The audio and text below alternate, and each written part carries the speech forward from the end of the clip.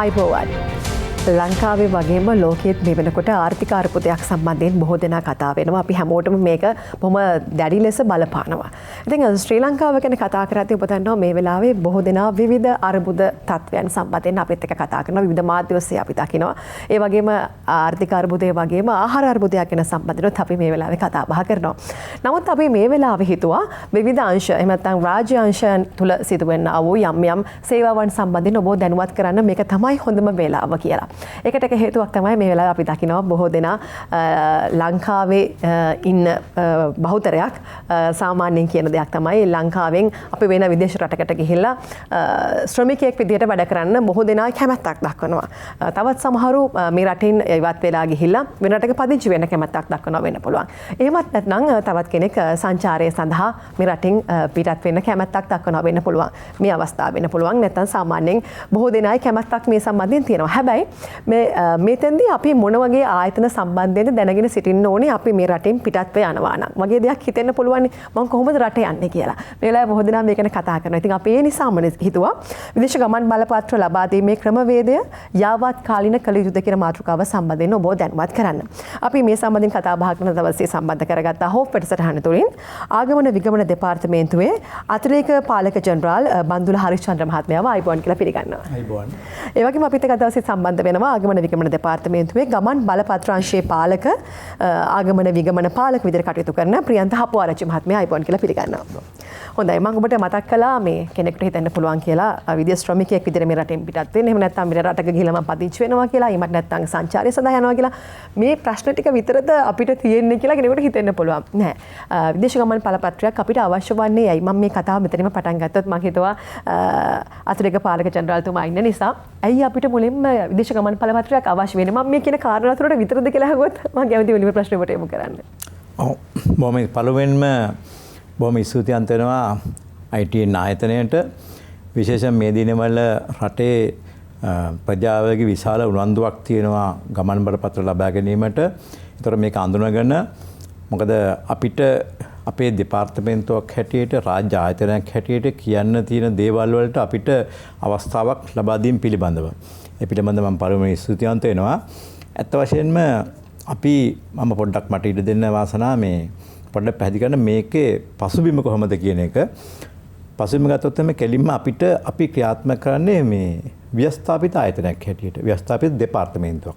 කියන්නේ නීතියකින් පිහිටවලා යම්කිසි අනපනත් සමූහයක් බාර දීලා තියෙනවා මේක මෙසේ කළ යුතුයි කියලා. ඒක තමයි අපි ව්‍යවස්ථාපිත ආයතනයක් කියලා කියන්නේ. මේ ව්‍යවස්ථාපිත ආයතන ප්‍රධාන වශයෙන් පදනම් වෙලා තියෙන්නේ අපේ කාර්යයන් හා අරමුණු අතර. ඒතකොට දැන් මේක ගත්තොත් එහෙනම් මේ තියෙන්නේ අපි ක්‍රියාත්මක කරන පනත. මේ පනත 1948 දී සම්මත වෙච්ච පනත. මේක පසු කාලයේදී යම් යම් සංශෝධනයන් තියෙනවා. මේක ආගාමික හා විගාමික පනත හැටියට තමයි මේක 1948 දී සම්මත වෙච්ච පනතක්. මේක පසු කාලයේදී යම් යම් වෙනස්කම් වලට භාජනය වෙලා තියෙනවා. ඒ වගේම ඒකට සමගාමීව 1956 දී ආගාමික හා විභාගම නියෝග කියලා මේකත් මේ නීති සහ රෙගුලාසි නිකුත් කරලා තියෙනවා ඒ පනතට සමගාමීව කොහොමද කටයුතු කරන්න කියලා. මෙන්න මේ කාරණා දෙක සම්බන්ධයෙන් තමයි අපි ප්‍රධාන වශයෙන්ම අපේ පදනම වැටෙන්නේ.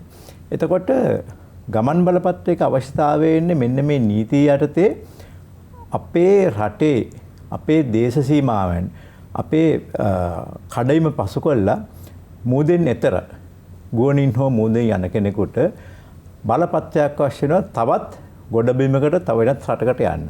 ඒකට අවශ්‍ය පහසුකම් සැලසීම තමයි පහසුකම් සැලසීමට අවශ්‍ය ඒ බලපත්‍රය, ඒ ලයිසන් එක දීම තමයි අපි ප්‍රධාන වශයෙන්ම මේ අහපු කාරණේ සම්බන්ධයෙන් කටයුතු කරන්නේ.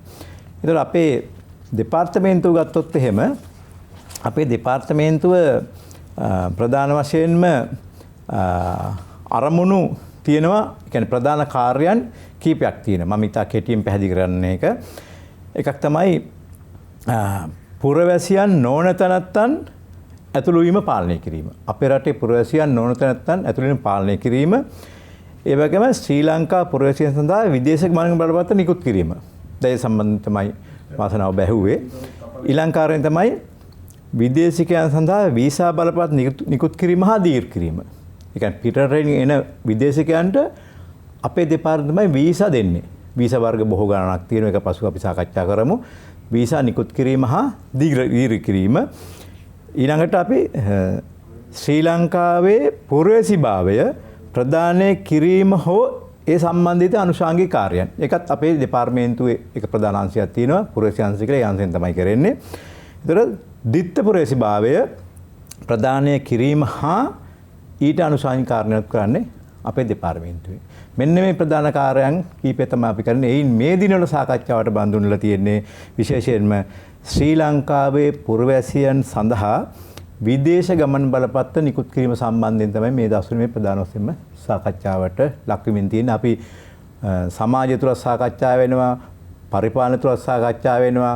අපි බොහෝ අපහසුතාවට පත්වල තියෙනවා මේ සම්බන්ධයෙන් කටයුතු කරන්න ගිහිල්ලා දෙපාර්තමේන්තුවක් හැටියට අවශ්‍ය පහසුකම්, තාක්ෂණය, මානව සම්පත, අපි ළඟ තියෙන සැපයීමේ ප්‍රමාණයට වඩා අධික ඉල්ලුමක් පැවතීම මේ කාරණාවලට අපි මේ අවස්ථාවේ මුහුණ දෙලා තියෙනවා. ඒ සම්බන්ධයෙන් අපි ඉදිරියේදී මේ සාකච්ඡාවේදී අපි පැහැදිලි කරන්නම් කොහොමද අපි මේකට මුහුණ දෙන්නේ කියලා. හොඳයි ජනරල්තුමනි, ඔබතුමාගේ පැහැදිලි කිරීමත් එක්ක මම හිතුවා මේ වෙලාවේ අපිත් එක්ක ආගමන බලපත්‍ර අංශයේ ආගමන විගමන පාලක ප්‍රියන්ත අපුආරච්චි මහත්මයා ඉන්න නිසා ඔබතුමාට මතක් කරලා අපි දැක්කා පසුගිය දවස්වල මාධ්‍ය ඔස්සේ අපි දැනගත්තා ආගමන විගමන දෙපාර්තමේන්තුවෙන්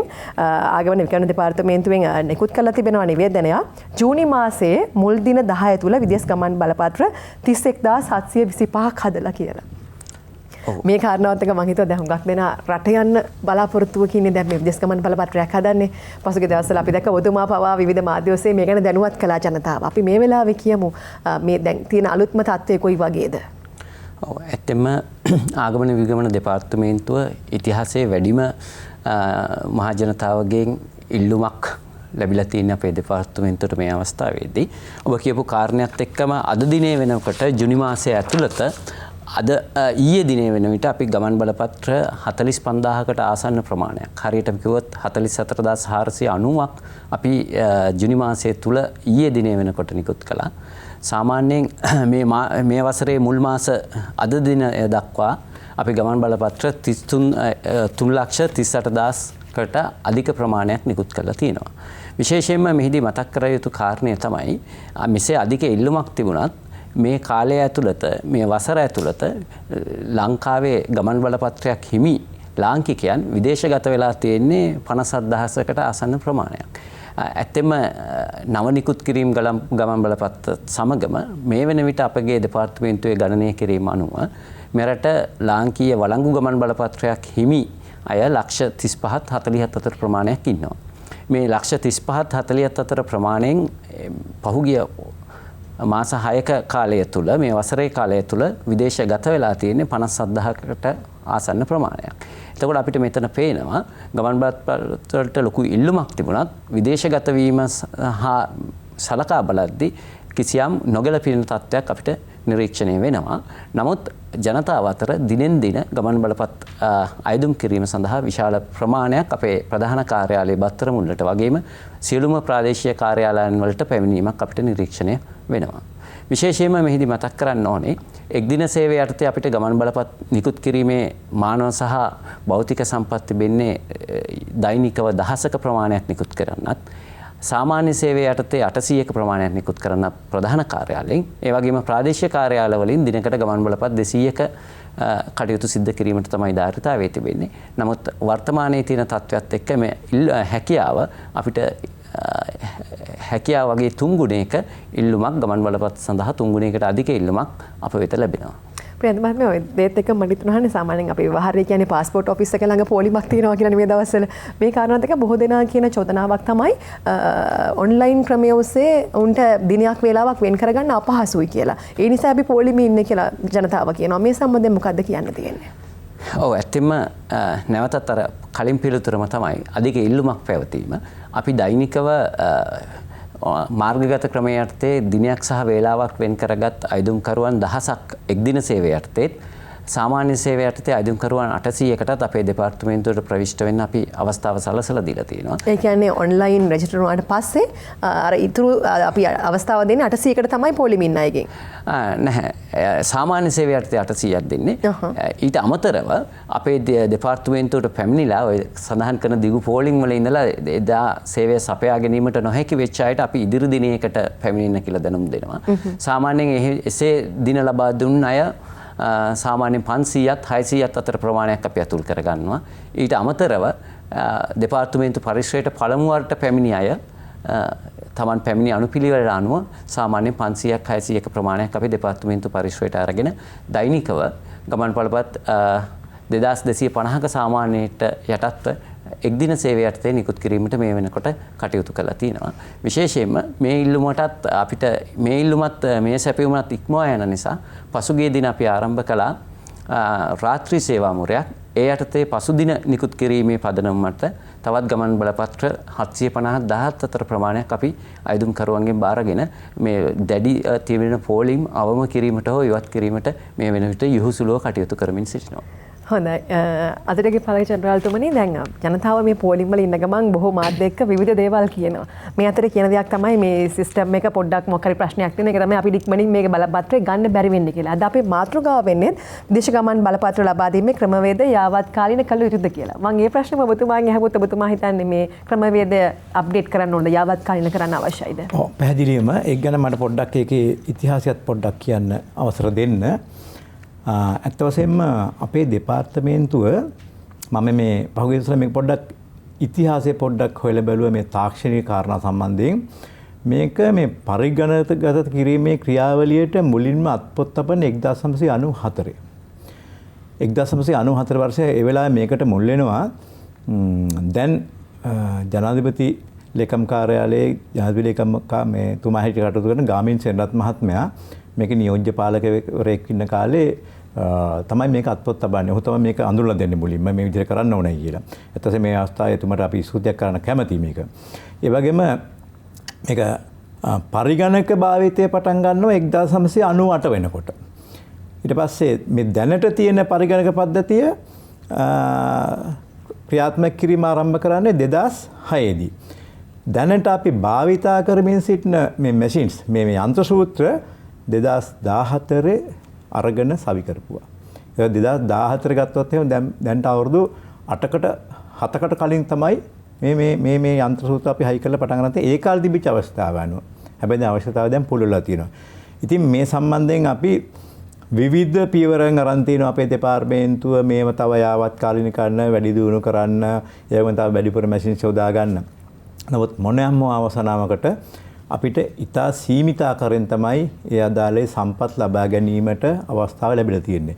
ඒවකට හිටපු සෑම පාලක ජනරාල්වරයෙක්ම ඒ වගේම දැන් ඉන්න පාලක ජනරාල්වරයා සරත් සූපිරි මහත්මයාත් දැඩි උත්සාහයක් අරගෙන මේ සිටිනවා මේ දැන්ටදී යන්ත්‍ර සූත්‍ර තව අලුත්ම තියෙන තාක්ෂණයත් එක්ක අලුතෙන් අරගෙන ඉවරලා මේ අපේට තියෙන ඉල්ලුමට සමගාමීව අවශ්‍ය සේවාව ලබා දෙන්න. හැබැයි අපි සන්තෝෂ වෙන්න ඕනේ කාරණයක් තමයි අපේ දැන්ට තියෙන මේ පරිගණක කිරීමේ ක්‍රියාවලිය තුල සහ මේ තියෙන යන්ත්‍ර සූත්‍ර මම ගමේ වචනයෙන් කියනවනම් මේක මීහරක් වගේ වැඩ කරන ඔය මැෂින් තාම යම් පොඩි දුර්වලතාවයන් තියෙනවා. නමුත් ඒවා ඒ කාලේ මම හිතන්නේ ජර්මන් තාක්ෂණයෙන් අරන් තියෙන්නේ.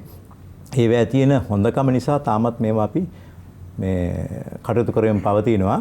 එතකොට අපිට මේ සඳහා උදව් කරන තව ආයතනයක් ඒ ආයතනත් මතක් කරන්න ඕනේ වෙලාවේ විශේෂයෙන්ම මේ IOM ආයතනය ඒ කියන්නේ අන්තර්ජාතික සංචරණ සංවිධානය ඒක ඒ සංවිධානයත් අපිට මේ සම්බන්ධයෙන් උදව් කරලා තියෙනවා. ඒ සමගාමීව තමයි මේ තාක්ෂණය දැනට අපි මේක සවි කරලා මේක ක්‍රියාත්මක කරමින් පවතින්නේ. අපේ නිලධාරීත් ඉතාමත් දැඩි මහන්සියක් ගන්නවා මේ යන්ත්‍ර සූත්‍ර වල මොන අඩුපාඩු තිබුණත් කොහොම හරි අපිට ලැබෙන එදිනෙදා ඉල්ලුම සපුරාීමට විශේෂයෙන්ම එක්දින සේවය ඊට අමතරව සාමාන්‍ය සේවය දෙකටම දැන් තියෙන මෙන්න මේක තමයි මමත් විශ්වාස කරනවා. අපි දැන් යෝජනා කරලා තියෙන ආකාරයට ඉදිරියේදී මේ රටේ මේ අවශ්‍යතාවය මේ પાස්පෝර්ට් වල ඇති වෙන අවශ්‍යතාවය සපුරාලීම නම් ඉතා කාර්යක්ෂමව අපිට මේ යන්ත්‍ර සූත්‍ර අලුත්ම තාක්ෂණේව අපි සවි කළ යුතුයි. හොඳයි ප්‍රියන්ත මහත්මයා විදේශ ගමන් බලපත්‍රයක් ලබා ගැනීමට ඔබේ ආයතනයට පැමිණෙනකොට පුද්ගලයන් විදිහට ජනතාව විදිහට මොනවද අරන් ඉන්න ඕන ලිපි ලේඛන? ඇත්තම විදේශ ගමන් බලපත්‍රයක් ලබා ගැනීමේ ක්‍රියාවලිය ඉතාමත් අපි සරල කරලා තියෙන්නේ. ඇත්තෙන්ම අයදුම්කරුවෙක් ඉදිරිපත් කරන්න ඕනේ මේ K35 කියන ආකෘති පත්‍රයත් ඒ වගේම මාර්ගගත ක්‍රමයකින් ලබා ගන්නා ඡායාරූපයත් ජාතික හැඳුනුම්පතත් සහ උපැන්න සහතිකය කියන කාරණා තමයි මූලික වශයෙන්ම අපිට අවශ්‍ය වෙන්නේ ගමන් බලපත්‍රයක් ලබා ගැනීමේදී. ඊට අමතරව කෙනෙකුගේ වෘත්තීය තහවුරු කර ගැනීමට අවශ්‍ය සහතිකයක් ඉදිරිපත් කළ යුතු වෙනවා. කුඩා දරුවෙකුගේ වයස අවුරුදු 16කට අඩු දරුවෙකුගේ ගමන් බලපත්‍රයක් ලබා ගන්නවා නම් දෙමව්පියන්ගේ පැමිණීම සමගම ඔවුන්ගේ ඡායාරූපයක ජාතික හැඳුනුම්පතේ හෝ වළංගු ගමන් බලපත්‍රයක ඡායාරූපයක් අප වෙත ඉදිරිපත් කළ යුතු වෙනවා. හොඳයි ඔබතුමා මතක් කරපු විදිහට මේ ඡායාරූප ලබා ගැනීමේදී මේ පද්ධතියේදී යම්කිසි ගැටලුකාරී තත්වයක් තිබෙනවා කියලා ජනතාවගෙන් චෝදනාවක් තියෙනවා. උන් කියන්නේ ප්‍රාදේශීය කාර්යාල සහ අනුබද්ධ පෞද්ගලික ඡායාරූප ශිල්පීන්ට මේ සඳහා අවස්ථාවක් ලැබෙන්නේ නැහැ කියලා. මේ සම්බන්ධයෙන් මොකක්ද ඔබතුමාගේ අදහස? ඔව් ඇත්තෙම අපේ දැනට ක්‍රියාත්මක වෙන්නේ 2014 ස්ථාපිත කරපු ඡායාරූප ලබා ගැනීම සඳහා වූ පද්ධතියක්. එම පද්ධතිය තුළ ධාරිතාවයේ තිබෙන්නේ දිනකට ගමන් ඡායාරූප 4000ක් පමණ අපගේ ප්‍රධාන පද්ධතියට සම්බන්ධ කිරීමටයි. නමුත් මේ දින වෙනකොට අද දින වෙන විට ඡායාරූප 9000ක් 10000ක් අතර ප්‍රමාණයක් දෛනිකව අපේ පද්ධතියට ඇතුල් කිරීමට උත්සාහ ගන්නවා. මේ අධික තදබදයක් ඇති වෙලා තියෙනවා. ඒ නිසා දුර බැහැර ප්‍රදේශවල සිටින ඡායාරූප හිමියන්ට මේකට ඡායාරූප අපේ පද්ධතියට ඇතුල් කිරීමේදී යම් බාධාවක් මතුවලා තියෙනවා. අපි ඒ කාරණය හඳුනාගෙන තියෙනවා. මේ වෙන විට එම ධාරිතාවයේ පුළුල් කිරීමට අවශ්‍ය සර්වර් යන්ත්‍ර අපේ දෙපාර්තමේන්තු පරිශ්‍රයට ගෙනහලා ස්ථාපිත කළා. මේ විදිහට තාක්ෂණික කණ්ඩායම අවශ්‍ය තාක්ෂණික කටයුතු සිදු කරමින් ඉන්නවා. මම හිතන්නේ ඉදිරි සතිය දෙක ඇතුළත මේ ප්‍රශ්නය 100%ම निराකරණය වේවි කියලා අපි බලාපොරොත්තු වෙනවා. හොඳයි බන්දුල මහත්මයා දැන් අපි තාක්ෂණය සම්බන්ධයෙන් කතා කළා. අපි තාක්ෂණය යාවත්කාලින වෙන්න ඕනේ කියන ගැන කතා කළා. අපි මෙතනදී හිතන්න පුළුවන් ආගමන විගණන දෙපාර්තමේන්තුවේ මානව සම්පද සම්බන්ධයෙන් අපිට මදි පාඩුවක් එහෙම නැත්නම් කාර්යක්ෂමතාවයේ ගැටලුවක් තියෙනවද කියලා. මේ සම්බන්ධයෙන් ඔබතුමාගේ අදහස මොන වගේද? ඊට මේ ප්‍රශ්නෙට අපි මුහුණ දීලා තියෙනවා. විශේෂයෙන් මේ දැඩි ඉල්ලුමත් එක්ක අපේ තියෙන මානස දැන් මම හිතන්නේ අපි කවුරු පිළිගන්න ඕනේ මේ දැනට තියෙන අලුත් ප්‍රවණතාවය තමයි මේ රාජ්‍ය සේවාව තුළ කාන්තා පාර්ශ්වය වැඩි. පිරිම් පාර්ශ්වය අඩුයි. ඒක ඉබේ වෙච්ච දෙයක්. ඒක කවුරුත් හිතලා මතර කරපු දෙයක් නෙමෙයි. හේතුව මේ පිරිම් පාර්ශ්වය බොහෝ විට රාජ්‍ය සේවයෙන් බැහැරලා වෙනත් ව්‍යාපාර වෙනත් කටයුතු සඳහා යොමු වීම නිසා විශේෂයෙන්ම අධ්‍යාපන කටයුතු වලදී මෑත කාලයේ ප්‍රවණතාවය මේ රටේම ඒක සමාජ විද්‍යාත්මක ප්‍රවේශයක්. කාන්තාවන් වැඩිදුර අධ්‍යාපනයට යොමු වීම සහ පිරිමින් වෙනත් වෘත්තීන් කරා යොමු වීම. ඉතින් ඒක නිසා අපිට මේ විශාල කාන්තාවන් නිලධාරීන් පිරිසක් එක්ක තමයි අපිට වැඩ කටයුතු කරන්න වෙලා තියෙන්නේ. ඒකතොර කාන්තාවන් වීම නිසා ඒ අනන්න වූ වෙන වෙනම කාරණාවක් තියෙනවා, ජීවිතවන්ත කාරණාවක් තියෙනවා අපේ වැඩ කටයුතු කරන්න ගියම අපහුතා. ඒ වගේම අපිට තියෙන වැඩ ප්‍රමාණය අනුව නිලධාරී ප්‍රමාණය මේ දිනවල පවතින ඉල්ලුමට ප්‍රමාණවත් මදි. ඒ නිසා අපි රාජ්‍ය පරිපාලන අමාත්‍යාංශයට ජනාධිපති ලේකම් කාර්යාලයට අපිව කලින් අයත්ව තිබූ ආරක්ෂක අමාත්‍යාංශයට දැනට අපි අයත් වෙන ආයෝජන ප්‍රවර්ධන හා තාක්ෂණික අමාත්‍යාංශයට ඒවට අපි යෝජනා කළා අපිට දැනට අපේ දෙපාර්තමේන්තුවේ වැඩ කළා හොඳ නමක් තියාගෙන හොඳ විදිහට වැඩ කළා දැනට වෙනත් දෙපාර්තමේන්තුවල අමාත්‍යාංශවල රාජ්‍ය ආයතනවල වැඩ කරන නිලධාරියන් තෝරාගත් පිරිසක් අපිට මාස 3කට తాවකාලිකව අනුයුක්ත කරලා දෙන්නේ කියලා. ඒකට රාජ්‍ය පරිපාලන අමාත්‍යාංශය එකඟ වුණා. අපි ඒ සඳහා දැනට නිලධාරී 25 දෙනෙක් තෝරගෙන තියෙනවා. අපි මේ වන විටත් රාජ්‍ය පරිපාලන අමාත්‍යාංශයටත් ඒ නිලධාරීන් වැඩ කරන දෙපාර්තමේන්තු අමාත්‍යාංශවල ප්‍රධානීන්ටත් ලිඛිතවම ඉල්ලීමක් කරලා තියෙනවා. අපිට ඉදිරි මාස 3ට ඒ අය නිදහස් කරලා එවන්න. ඒ අයගේ සේවා වාර්තාව මාසික අපි ඒ ආයතන වලට එවනවා. ඒ වගේම මෙහි කරන වැඩවලට අවශ්‍ය දිරිදීමනාවක් හෝ වෙනත් මොනියම් හෝ විශේෂ ගෙවීමක් කරන්නට අපි සූදානම් කියලා අපි ඒ සහයෝගය ඉල්ලලා තියෙනවා. ඒක ප්‍රවණතාවක් හැටියට එක දෙයක් හැටියට අපිට මේ අවස්ථාවේ සඳහන් කරන්න පුළුවන්. ඒ වගේම අපි මේ දවස්වල අපේ මේ නිලධාරියෙක් අපේ නිවාඩුවක් ඉල්ලනවත් අපි පොඩ්ඩක් අමනාප වෙන ගතියක් තියෙනවා.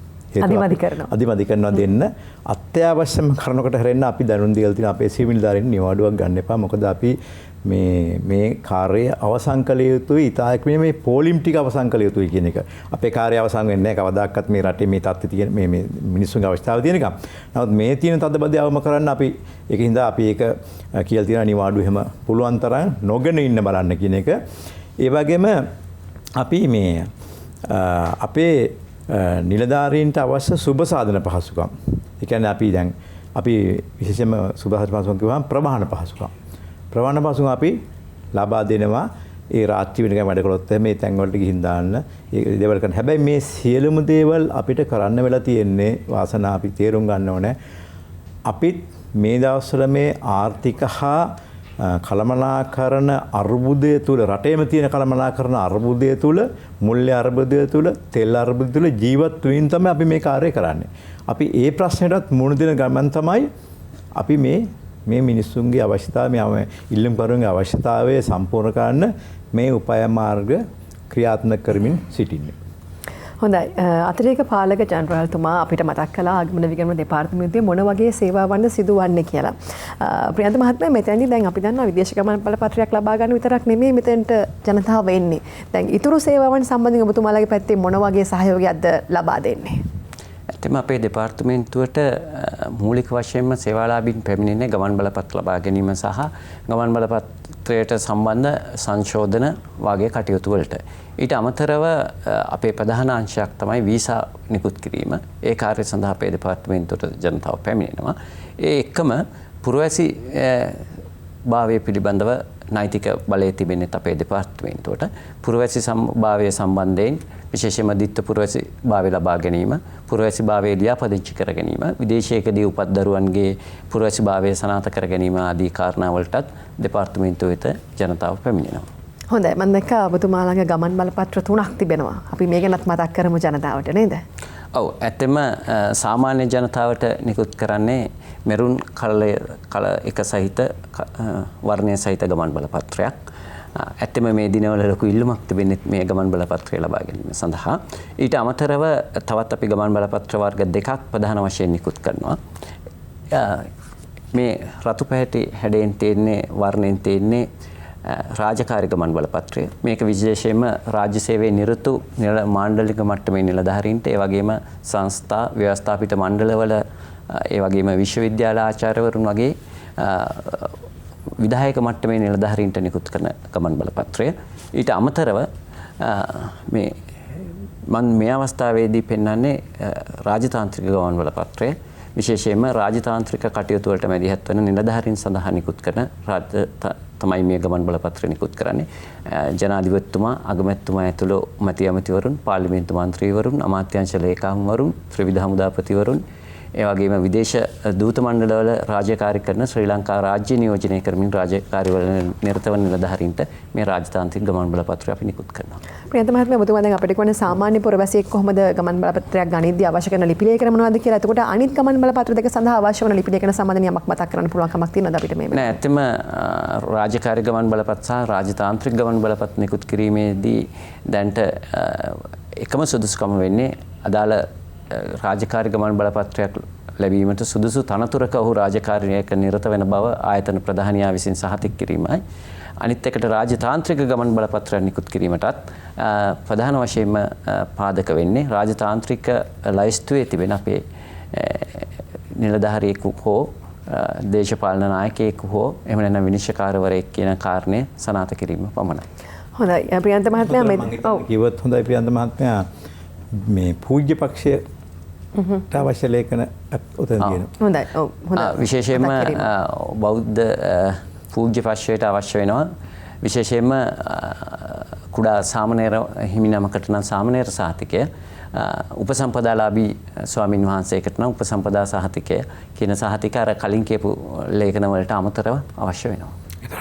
අනිත් පූජ්‍ය පක්ෂ අනිත් ආගම්වල පූජ්‍ය පක්ෂත් ඒ තහවුරුවක් අවශ්‍ය වෙනවා. මොකද ආගමික කටයුතු අමාත්‍යාංශය අතර තියෙනවා ඒ ආගම් වලට වෙන වෙනම දෙපාර්තමේන්තු. ඒ දෙපාර්තමේන්තුවේ සහතිකයක් අවශ්‍ය වෙනවා ඒ පූජ්‍ය මේ භාවය තහවුරු කිරීම සඳහා. හොඳයි. හොඳයි. ප්‍රියන්ත මහත්මයා දැන් ඊළඟ තව ප්‍රශ්නයක් තමයි දැන් සමාජයෙන් හුඟක් දෙනා කියන මේ තමන්ගේ ගමන් බලපත්‍රය නැති වුණු අවස්ථාවක එහෙම නැත්නම් සොරාගත් අවස්ථාවක මෙන්න මෙතෙන්දී අපි මොකක්ද කරන්න ඕනේ? ඇත්තම මේ තමන්ගේ ගමන් බලපත්‍රයක් නැති වුණා නම් පළමු අවස්ථාවේදීම හැකි පළමු අවස්ථාවේදීම ළඟම ඇති පොලිසියට මේ පිළිබඳව දැනුවත් කරලා පැමිණිල්ලක් ඉදිරිපත් කරන්න ඕනි. ඒ මොකද ඒක අත්‍යවශ්‍ය කාරණයක්. වෙනත් කෙනෙක් මේ ගමන් බලපත්‍රය අවභාවිතා කිරීම නිසා අදාළ ගමන් බලපත් හිමියාට විශාල අර්බුදයකට ප්‍රශ්නවලට මැදිහත් වෙන්න සිද්ධ වෙනවා. එසේ අපිව දැනුවත් කළොත් අපි අන්තර්ජාතික පොලිසියත් එක්ක සම්බන්ධ වෙලා ඉන්ටර්පෝල් එකත් එක්ක සම්බන්ධ වෙලා තියෙන අපේ පොලිසිය සහ ආගමන විගමන දෙපාර්තමේන්තුව ඒ හරහා වෙනත් බෝඩර් එකකදී එහෙම නැත්නම් දේශ සීමාවකදී නැති වූ ගමන් බලපත්‍රය භාවිතා කිරීම වැළැක්වීම සඳහා අපි ඒ අවස්ථාවේදීම ක්‍රියාමාර්ග ගන්නවා. ඒක නිසා මම විශේෂයෙන්ම මතක් කරනවා තමන්ගේ ගමන් බලපත්‍රය නැති වූ බව දැනගත් සැනින්ම ළඟම ඇති පොලිස් ස්ථානයට ඒ පිළිබඳව පැමිණිල්ලක් කරන්න කියලා. ඒ පැමිණිල්ලේ පිටපතකුත් එක්ක අපේ දෙපාර්තමේන්තුවට පැමිණියාම නව ගමන් බලපත්‍රයක් ලබා ගන්න පුළුවන්. විශේෂයෙන්ම එහිදී අපි වළංගු ගමන් බලපත්‍රයක් නැති සුරකිව තබා ගැනීම ගමන් බලපත් හිමියාගේ වගකීමක්. ඒ වගකීම පැහැරහැරීම නිසා රජය විසින් දඩමුදලක් නියම කළා තියෙනවා. රුපියල් 11500ක දඩමුදලක් ගමන් බලපත්‍රයේ ගාස්තු වලට අමතරව. කියන්නේ නැති වුණත් සොරකම් කළා කියලා දැනුම් දුන්නත් මේ ගාණ අය කරගන්නවම. එසේ. හොඳයි. මන්දුල මහත්මයා දැන් මෙතනදී තවත් සමහරු ඉන්නවා නේද දැන් තමන්ගේ කල්ලිකුත් වෙලා ගමන් බලපත්‍රය ටිකක් මේ කරදරයි වගේ පොලිමේ ඉන්න වෙයි කියලා හිතලා සමහරු ඉන්නේ නැහැ මේක ඉක්මනින් කරගන්න. මේ සම්බන්ධයෙන් මොනවද කියන්න තියෙන්නේ? දැන් ගමන් බලපත්‍රයක් කල්ලිකුත් උනායි කියලා ඒක වළංගු බලපත්‍රය බව අහෝසි වී යනවා.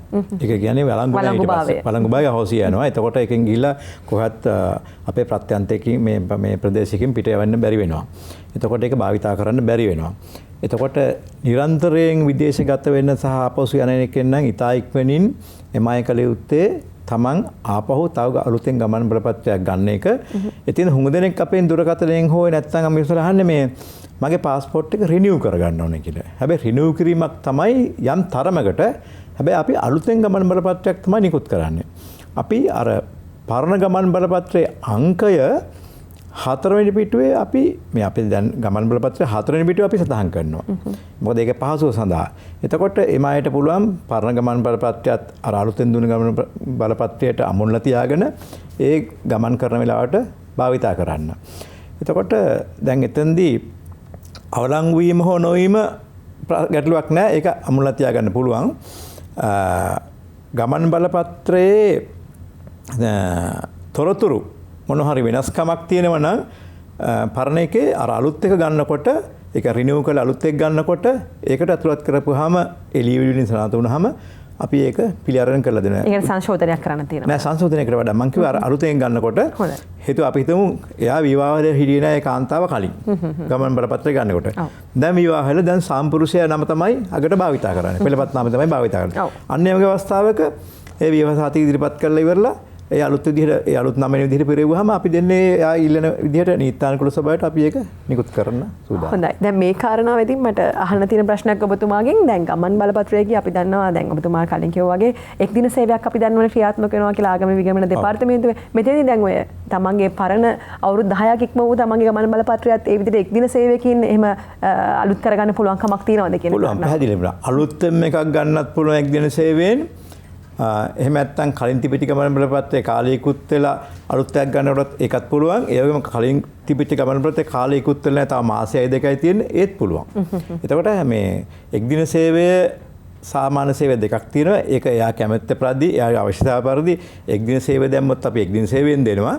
සාමාන්‍ය සේවයට දැම්මොත් මේ දිනවල තියෙන තදබදය නිසා අවම වශයෙන් මාසෙකමාරක්වත් යනවා අපිට ඒක නිකුත් කරන්න. එක් දින සේවයෙන් ගන්න එක් දින සේවයෙන් නොවන සාමාන්‍ය සේවයෙන් ගන්න ඒවා. සාමාන්‍ය සේවයෙන් ගන්න ඒවා අපේ දැනට ප්‍රාදේශීය කාර්යාලය 4ක් තියෙනවා.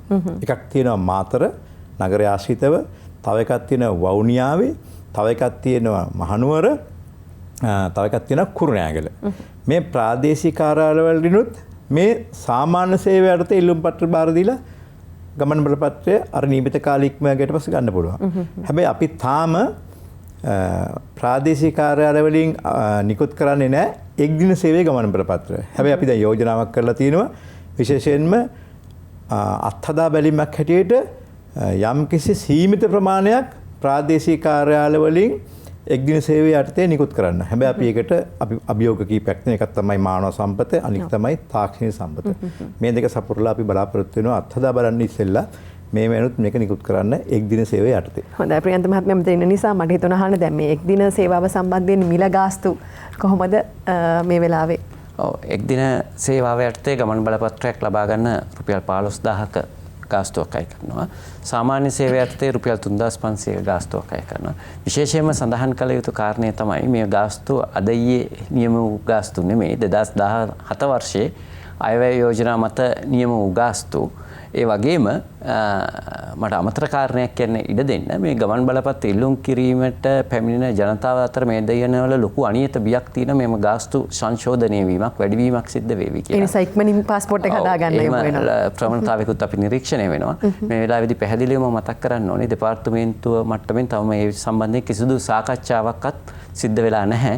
ඒ නිසා නුදුරේදී නම් ගාස්තු සංශෝධනයක් සිදුවෙන්නට ඉඩක් නැති බව මේ අවස්ථාවේදී මතක් කරන්න කැමතියි. ඒ කාරණේ පාදක කරලා දෙපාර්තමේන්තුවට පැමිණෙනවා නම් පොඩ්ඩක් ඒ ගමන් බලපත්‍රය ලබා ගැනීම ප්‍රමාද කරන්න කියලා මේ දිනවල අපි බොහොම ගෞරවයෙන් ඉල්ලා සිටිනවා. හොඳයි. මේ වෙලාවෙන් මම මේත් එක්කම එකතු කරලා ප්‍රශ්නයක් අහන්න ඔබතුමාගෙන් පුංචි දරුවෝ සම්බන්ධයෙන් ඔවුන්ට විදේශ ගමන් බලපත්‍රයක් ලබා ගැනීමට මේදී මොනවද අවශ්‍ය කරන ලිපි ලේඛන කොහොමද ඒ දේ කෙරෙන්න අවශ්‍ය වෙන්නේ? ඔව් මීට පෙර අපි කුඩා දරුවන්ගේ ඒ ඡායාරූපයක් දෙමව්පියන්ගේ ගමන් බලපත්‍ර වලට ඇතුල් කරලා විදේශගත වෙන අවස්ථාවක් තිබුණා. නමුත් අන්තර්ජාතික සිවිල් ගුවන් සේවා සංවිධානයේ වර්තමාන නීතිය අනුව දවසක වයස ඇති දරුවෙක් වුවත් විදේශ ගමනක නිරත වෙනවා නම් අනිවාර්යයෙන්ම වෙනම වූ ගමන් බලපත්‍රයක් අවශ්‍ය වෙනවා. විශේෂයෙන්ම කුඩා දරුවෙකු වුණාම අවශ්‍ය වෙන්නේ ආයුධම් පත්‍රය, ඡායාරූපය සහ උපැන්න සහතිකයයි. ඊට අමතරව දෙමව්පියන් දෙදෙනාගේ අනන්‍යතාවය තහවුරු කර ගැනීම සඳහා ඔවුන්ගේ ජාතික හැඳුනුම්පත්වල හෝ විදේශ ගමන් බලපත්‍රවල ඡායාස්ත පිටපතක් අවශ්‍ය වෙනවා. සහ ඔවුන් දෙදෙනාගේ කැමැත්ත ඒ සඳහා එකඟතාවය පළ කරන ලිපියක් සමග අපේ දෙපාර්තමේන්තුවට පැමිණිය යුතු වෙනවා. පුද්ගලිකව මේ දෙදෙනා විශේෂයෙන්ම නැත්නම් දෙමව්පියන්ගේ නෛතික හා සමාජීය ප්‍රශ්න නිසා ඒ දෙදෙනාගේ පැමිණීම නීතියෙන් නියම කරලා තිබෙන පැමිණීම අනිවාර්යයි. දෙමාපියන්ගේ විවාහ සහතිකය සම්බන්ධව අවශ්‍ය වෙන්නේ නැහැ. දෙමාපියන්ගේ තොරතුරු දරුවාගේ උපැන්න සහතිකයේ සඳහන් වන නිසා විවාහ සහතිකයක් ඇත්තම අවශ්‍ය වෙන්නේ නැහැ. ඒක අමතර බරක් විතරයි වෙන්නේ.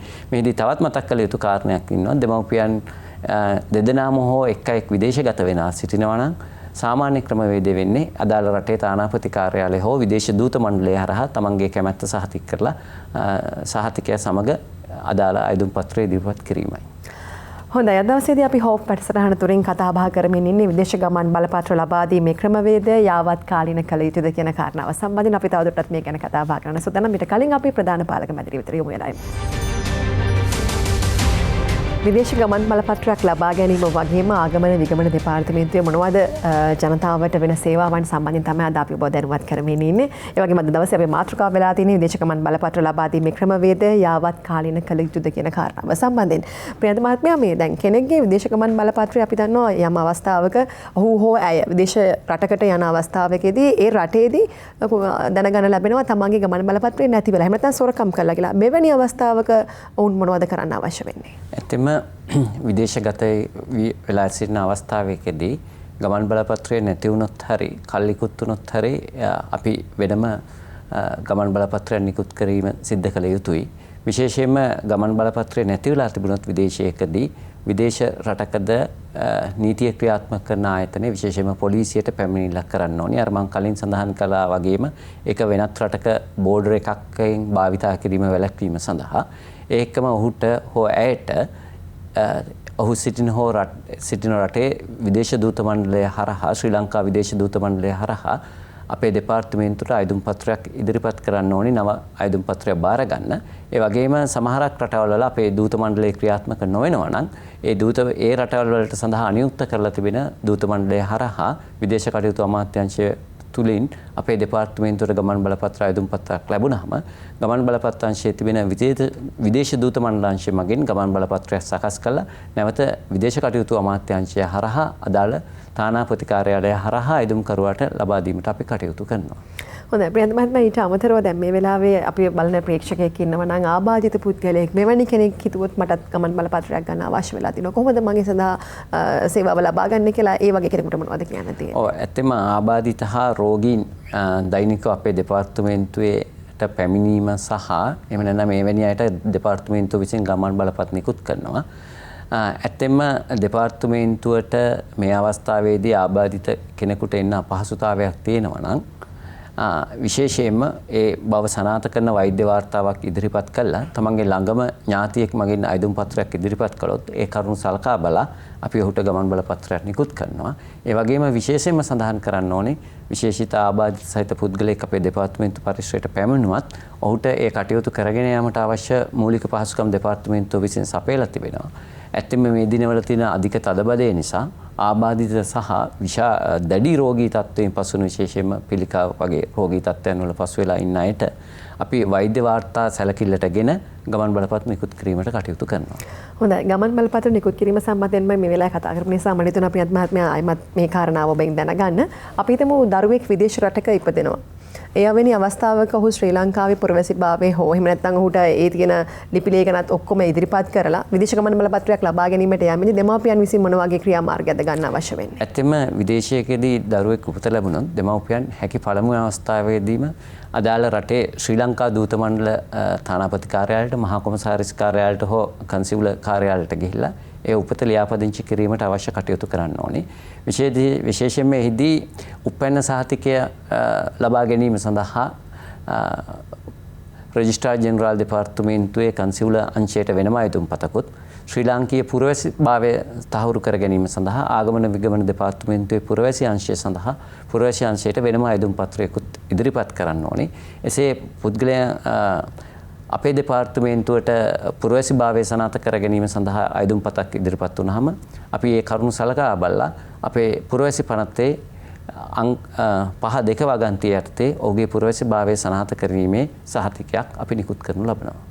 සාමාන්‍යයෙන් අපිට ඒ කාරණාව ටිකක් කාලයකට පරක්කු වෙනවා. ඒ සම්බන්ධිනුත් යම්කිසි ක්‍රියාමාර්ගයක් ගන්න පුළුවන් කමක් තියෙනවද?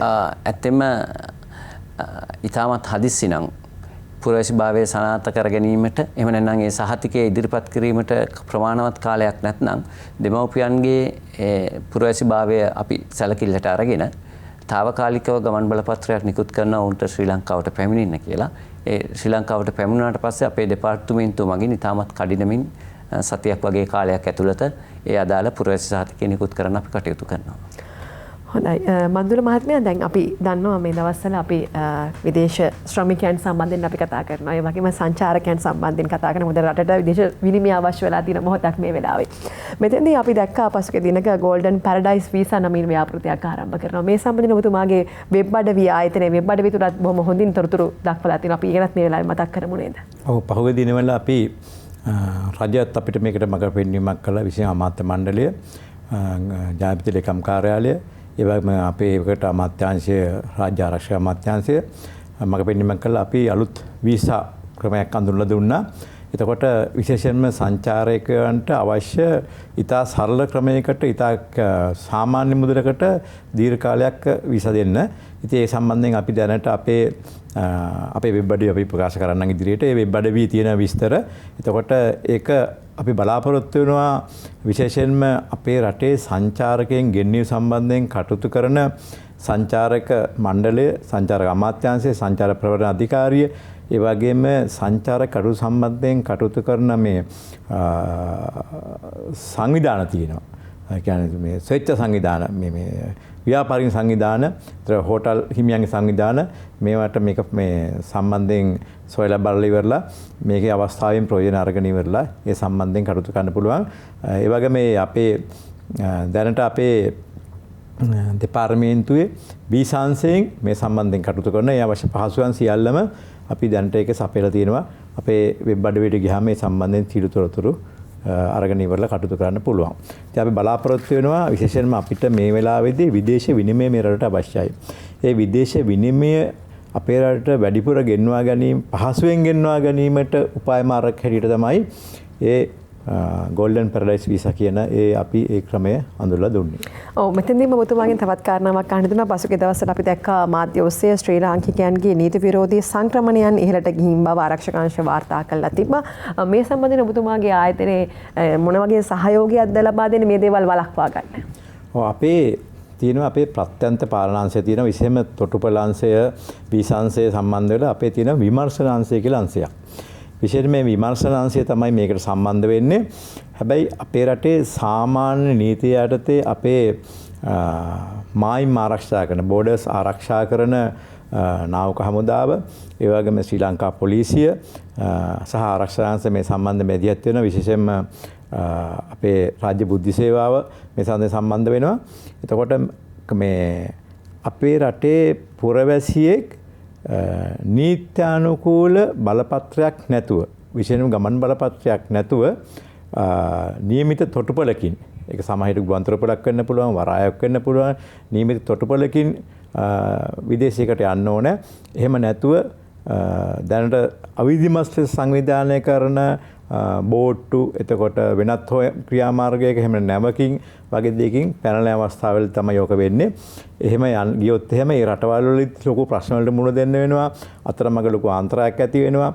ඉතින් මේ සම්බන්ධයෙන් ඒ අයට අවශ්‍ය පහසුකම ලබා දෙන අයටෙන් අපිට කියන්න තියෙන්නේ ඒව කරන්න යන්න එපා. නීති විරෝධී සංක්‍රමණය කියන එක අපේ රට බැඳිලා තියෙනවා ලෝකේ රටවල් එක්ක ගිවිසුම් ගත වෙලා තියෙනවා. අපි ඒවට මෙහි ඉඩ දෙන්නේ නැහැ කියලා. එතකොට ඇත්ත වශයෙන්ම ජීවිතේ ඊට බැරෑරුම් අවස්ථාවකටපත් වෙලා ආපහු ලංකාවට ඒගොල්ලෝ එව්වට පස්සේ නීති විරෝධී සංක්‍රමණිකයන් එයා කෙලින්ම නීතිමය කටයුතු සඳහා අධිකරණයට යොමු කිරීමක් තමයි සිද්ධ වෙන්නේ. එතකොට අධිකරණයෙන් දඬුවම් ලබා දීමක් සිද්ධ වෙනවා.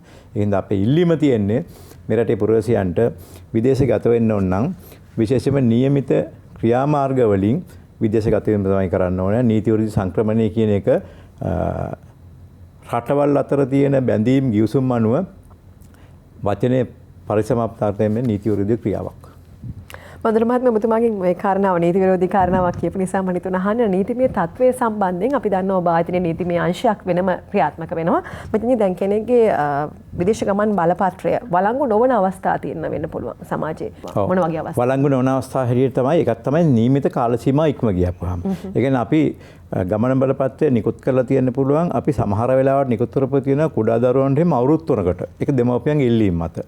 ඒතර අවුරුදු නිකුත් කරපු දින සිට අවුරුදු 3 ඉක්ම ගියාට පස්සේ ඒක අවලංගුයි.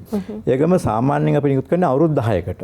මේ අවුරුදු 10 ඉක්මවා ගියාට පස්සේ ඒක ඒ ගමන බලපත්‍රය අවලංගුයි. ඒ වගේම ඒක ඒ ගමන බලපත්‍රය අවලංගු නොවුනත් ඒක මොනියම් හෝ විකෘතිභාවයකට පත් කරලා තියෙනවා නොසලකිලිමත් ලෙස භාවිතා කිරීම නිසා. සමහර විට ඒකේ තීන්ත හැහිලා තියෙන්න පුළුවන්. දැන් සමහිට දැන් පහුගිය කාලේ අපි කොරෝනා තත්ත්වයේ මත අර අත්පිරිසුදු කරන මේ විස බීජනාශක භාවිතා කළා. ඒතකොට ඒ වෙදිලා මේක මොනවා හරි වෙලා තියෙන්න පුළුවන්. එහෙම නැත්නම් ගෙදර ඉන්න පොඩි දරුවෝ මේක පෑන් ඉරියන්දලා පැන්සල් ඉරියන්දලා සෙල්ලම් කරලා තියෙන්න පුළුවන්. ඉතින් ඒ අවස්ථාවේදී ඒක භාවිතා කරන්න බෑ. එතකොට ඒවා භාවිතා කළ නොහැකි නැවත අලුතෙන් ගමන් බලපත්‍රයක් ගැනීමට සුදුසු ගමන් බලපත්‍ර හැටියට තමයි සලකන්නේ. නමුත් ඒ වගේ දෙයක් අරන් ගිහිල්ලා ඉවරලා විදේශගත වෙන්නත් බෑ. විදේශ රටකින් වීසා දෙන්නෙත් නෑ ඒ වගේ ගමන් බලපත්‍ර වලට. හොඳයි. අපි මේ වෙනකොට දන්නවා එදිනෙදා තමන්ගේ අවශ්‍යතාවයන් නිසා නැත්නම් යම්කිසි හේතුවක් මත විදේශගත වීමට බලාපොරොත්තු වෙන බොහෝ දෙනා මේ වෙනකොට ආගමන විගමන දෙපාර්තමේන්තුවට දිනපතා පැමිණෙමින් සිටිනවා. පොඩි ඉඩක් දෙන්න. ඕකේ අනිත් පැත්තක් තියෙනවා. දැන් අපේ රටට ආපු කට්ටිය ඉන්නවා එහෙම නීති විරෝධී ආකාරයෙන් මෙහෙ රැඳී ඉන්නයි. එතකොට දැන් විශේෂයෙන්ම අපිට ප්‍රශ්නයක් වෙලා තියෙනවා විශේෂ නයිජීරියානු ජාතිකයන් සහ පාකිස්තාන් ජාතිකයන් යම් පිරිසක් අපේ නීතිය තුළ අපි රඳවගෙන ඉන්නවා. විශේෂයෙන් අපේ තියෙනවා මේ වැලිසර රැඳුම් මධ්‍යස්ථානය. ඒ අය අධිකරණයට ඉදිරිපත් කරලා අධිකරණයේ තීන්දුව ලැබෙනතුරු අපි ඒ ස්ථාන රඳවගෙන ඉන්නවා. එතකොට අපි ඒ සම්බන්ධයෙන් ඒ තානාපති කාර්යාලයත් එක්ක කතා කරලා ඉවරලා ඒ අය ආපහු ඒ රටට යැවීමට කටයුතු කරනවා. එතකොට සමහර විට ඒ අය මේ වීසා අරගෙන ආපු අය නෙමෙයි. සමහර විට අර අපේ කට්ටිය අර මූදෙන් පැනලා ගිහලා රටවලට යන්නේ. අන්න ඒ වගේ ආපු අය වෙන්න පුළුවන්. අනවසරයෙන්. අනවසරයෙන්. එහෙම නැත්නම් වෙනත් නීත්‍යානුක්‍රමයකට ඇවිල්ලා මෙහෙ වැඩි කාලයක් රැඳී සිටලා නීති විරෝධී වගේ වරදක් කරපු කට්ටියත් වෙන්න පුළුවන්. එතකොට මේ අය සම්බන්ධයෙන් අධිකරණ තීන්දුව දුන්න හැටිය අපි දැනට සම්බන්ධයෙන් අධිකරණ තීන්දුව අපිට හම්බෙලා තියෙන 20 දෙනෙක් සම්බන්ධයෙන් දැනට. මේ පුද්ගලයන්ගේ චර්යාවන් හරිම අමුතුයි. ඒගොල්ලෝ මේ අපේ ආර්ථිකාංශ වලටත් අභියෝග කරන මට්ටමේ විදිහ හැසිරීමක් තමයි ඒ හැසිරීමෙත් තේරෙන්නේ. ඉතින් දැනට අර 20 දෙනෙක් සම්බන්ධයෙන් අධිකරණ කටයුතු අවසන් කරලා තිනවා. දැනට 40 ගණනක් ඉන්නවා අපේ සම්පූර්ණ සංඛ්‍යාව විදිහට අපි නේමාසික රඳගෙන ඉන්න කට්ටිය. ඒතර ඒ අයට අපි සෞඛ්‍ය පහසුකම් දෙනවා. ඒ අයගේ ආහාර පාන දෙනවා. ඒ අයට රැකවරණය දෙනවා. ඒක අපි මේ රටවල තියෙන අපේ අන්තර්ජාතික ගිවිසුමනෝ අපි වැඳලා ඉන්නවා. නමුත් ඒ සම්බන්ධයෙන් අපේ රටේ අධිකරණය ලවා නීති ක්‍රියාත්මක කළා. ඒ අර තීන්දුව හම්බෙච්ච 20 දෙනා අපි ළඟදීන් බලාපොරොත්තු වෙනවා ඒ රටවලට යවන්න. හැබැයි මේ සීළු විදන් තරණ වල තියෙන්නේ අපිට අපේ රටේ සල්ලි වලින්. උදාහරණයකට ගත්තොත් මේ අයගේ ආහාර පාන සඳහා අපි දැනටමත් විශාල මුදලක් දරනවා. දැන් බලාපොරොත්තු වෙනවා ඔබේ දෙපාර්තමේන්තුව පැත්තේ රජයේ මුදල්. එතකොට අපි බලාපොරොත්තු අපි ඉතාලිකමෙන් නීතිපති දෙපාර්තමේන්තුවෙනුත් පහුගිය දවස් සාකච්ඡාවක් කරලා කිව්වා අපිට මේ නඩකටු අධිකරණ කටයුතු ඉක්මනින් අවසන් කරලා දෙන්න. මොකද අපිට මේ අය බරක් තියා ඉන්න එක. ඒකෙන්ද ඉක්මනට මේ අය යවන්න ඕනේ කියන එක. දැන් ඒ සම්බන්ධයෙන් කතා කරලා පස්සේ තමයි අපිට දැන් ඔය 20 දෙනෙක් සම්බන්ධයෙන් තීන්දුව හම්බෙලා තියෙනවා. අපි අය යවනවා. ඒ සම්බන්ධයෙන් අපේ විමර්ශන අංශයක් වෙනම තියෙනවා. එතන නියෝජ්‍ය පාලකවරයෙක් ඉන්නවා, කාර්ය මණ්ඩලයක් ඉන්නවා. ඒ අංශයේ සම්පූර්ණ සම්බන්ධයෙන් කටයුතු කරනවා. අපේ නීති අංශයක් තියෙනවා. ඒකේ පාලකවරයෙක් ඉන්නවා, පාලිකවරයෙක් ඉන්නවා, නියෝජ්‍ය පාලකවරයෙක්. ඒ අයත් එක්ක සම්බන්ධව තමයි මේ සම්බන්ධයෙන් කටයුතු කරන්නේ. හොඳයි. විවිධ හේතු මත ජනතාව මේ වෙනකොට විදේශගත වීමට බලාපොරොත්තු වෙන ආගමන විගමන දෙපාර්තමේන්තුවට පැමිණෙන පිරිස් වැඩි වෙලා තියෙනවා. ප්‍රියන්ත මහත්මයා මෙතෙන්දී දැන් අපි කලින් කතා කළා මේ පොලිම ගැන. එතෙන්දී දැන් එන පුද්ගලයන්ට මේ ජනතාවට මොනවද අපිට කියන්න තියෙන මේ වෙලාවේ වුන් මොන වගේ සූදානමකද මේ ස්ථානයට පැමිණිය යුත්තේ? ඇත්තෙන්ම ජනතාව ගමන් බලපත්‍රයක් ලබා ගැනීම සඳහා අවශ්‍ය ලිපි ලේඛන, නිවැරදි ලිපි ලේඛන රැගෙන ඉන්න කියලා පළමුවෙන්ම අපි කාරුණිකව ඉල්ලා සිටිනවා. විශේෂයෙන්ම අපි ප්‍රධාන ලියවිලි දෙකයි බලාපොරොත්තු වෙන්නේ. උපැන්න සහතිකය. උපැන්න සහතිකයේ පැහැදිලි උපැන්න සහතිකයේ මුල් පටපතකුයි අපිට අවශ්‍ය වෙන්නේ. ඇත්තම ජනතාව අතර පොඩි අදහසක් තියෙනවා මාස 6කට කලින් ගත උපැන්න සහතිකයක් අවශ්‍ය වෙයි කියලා. නැහැ. එහෙම වෙන්නේ නැහැ. අවශ්‍ය වෙන්නේ තමන්ගේ තොරතුරු නිවැරදිව පැහැදිලිව සටහන් වෙන උපැන්න සහතිකයක් අපිට ඉදිරිපත් කරන්න ඕනේ.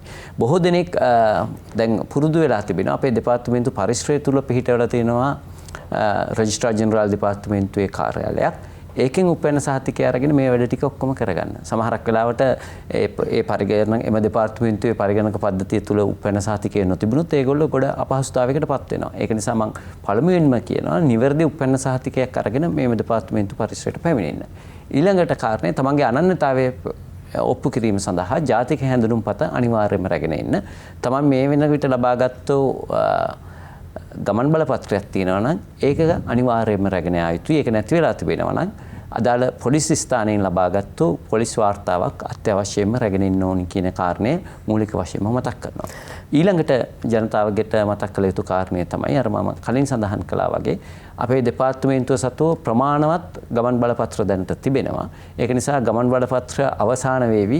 එහෙම නැත්නම් ගමන් බලපත්‍ර හිඟයක් මතුවේවි කියලා විශ්වාසයක් ඇතුව ගමන් බලපත්‍ර අයදුම් කරන්න මේ අවස්ථාවේදී එන්න එපා. එසේ පැමිණීමේ ඔබ අපහසුතාවයටපත් වෙනවා. ඒක වළක්වා ගන්න ඔබගේ සහයෝගය අවශ්‍ය වෙනවා. ඊළඟට අර මම කලින් කිව්වා වගේ ගාස්තු සංශෝධනයක් පිළිබඳව දැනට සාකච්ඡා මට්ටමකවත් නැහැ.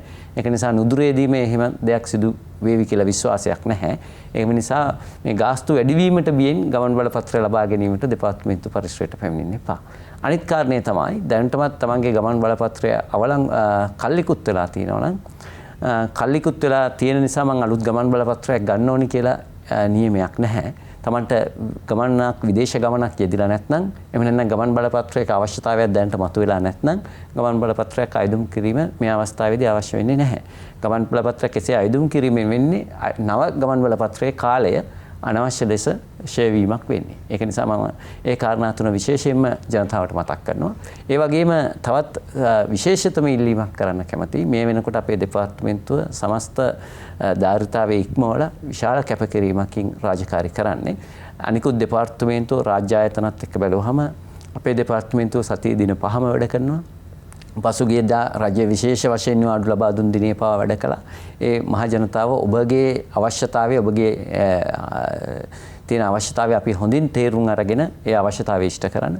එසේ ගමන් බලපත්‍ර විශාල ප්‍රමාණයක් අපි නිකුත් කරනවා. අපේ සාමාන්‍ය නිකුත් කිරීමේ ධාරිතාවය වගේ දෙගුණයක් තුන් ගුණයක්.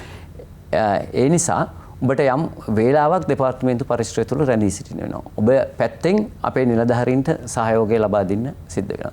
ඇත්තෙම සිද්ධ වෙලා තියෙන්නේ අවසානයේට ඇවිල්ලා වේලාසනම යන්න දඟලන විශාල පිරිසක් නිසා අපේ දෙපාර්තමේන්තු කාර්ය මණ්ඩලයට ඒ කටයුතු කළමනාකරණය කර ගැනීමත් විශාල වෙහෙසක් දරන්න තියෙනවා. ඒ ඔස්සේ වෙන්නේ ගමන් බලපත්‍ර නිකුත් කිරීමට තියෙන කාර්යයට බාධා වෙලා ගමන් බලපත් පොලිම තව පොඩ්ඩක් දීර්ඝ වෙන එකයි. ඒ නිසා මම මේ අවස්ථාවේදී ජනතාවගේ බොහොම ගෞරවයෙන් ඉල්ලා සිටිනවා. දෙපාර්තමේන්තු පරිශ්‍රයට පැමුණුනහම තමන්ගේ අවස්ථාව ලැබෙන තුරු බොහොම ඉවසීමෙන් සහ නිලධාරීන්ට සහයෝගය ලබා දෙන්න කියන කාරණා. හොඳයි. අපි විශ්වාස කරනවා අද දවසේදී හෝප් වැඩසටහන තුළින් ප්‍රේක්ෂකව ඔබට ජනතාවට තිබෙන ප්‍රශ්න බොහොමයක් අපි निराකරණය කරන්න උත්තර සැපයුවා කියලා. ඉතින් මේ කාල වේලාව බොහොම හරවත් වේලාවක් කියලා අපි විශ්වාස කරනවා. අපි ඔබට යලිත් මතක් කරන්නම් කාර්යාල වේලාව තුල විතරක් ආගමන විගණන දෙපාර්තමේන්තුවට අතිරේක පාලක ජනරාල්තුමා කිව්ව විදිහටම ඔබට ඇමතුමක් ලබා දෙන්න අවශ්‍යතාවයක් තිබෙනවා නම් තොරතුරු දැන ගැනීමට ඔබට පුළුවන් මෙන්න මේකේ දුරකථන අංකයට ඇමතුමක් ලබා දෙන්න 0111 53යි 29යි 03 0111 53යි 29යි 03 කියන දුරකථන අංකයට ඇමතුමක් ලබා දෙන්න පුළුවන්.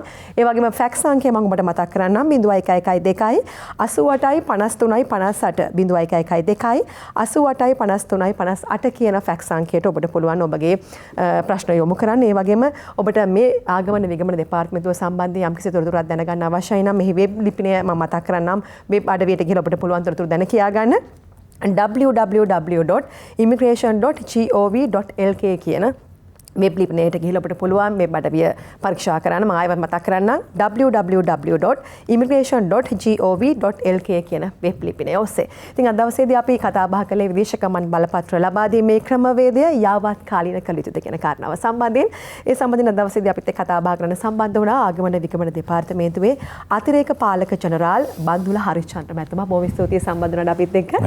ඒ වගේම ආගමන විගමන දෙපාර්තමේන්තුවේ ගමන් බලපත්‍රාංශයේ ආගමන විගමන පාලක ප්‍රියන්තා පොරච මහත්මයා අපිට සම්බන්ධ වුණා. බොහොම ස්තුතියි සම්බන්ධ වුණාට. හොඳයි, ඉතින් තවත් මෙවැනිම සාකච්ඡාවකින් ලබන සතියේ ඔබ හමු වෙන බලාපොරොත්තු වෙන්න අපි ගිහින් යන්න. සුබ දවසක්.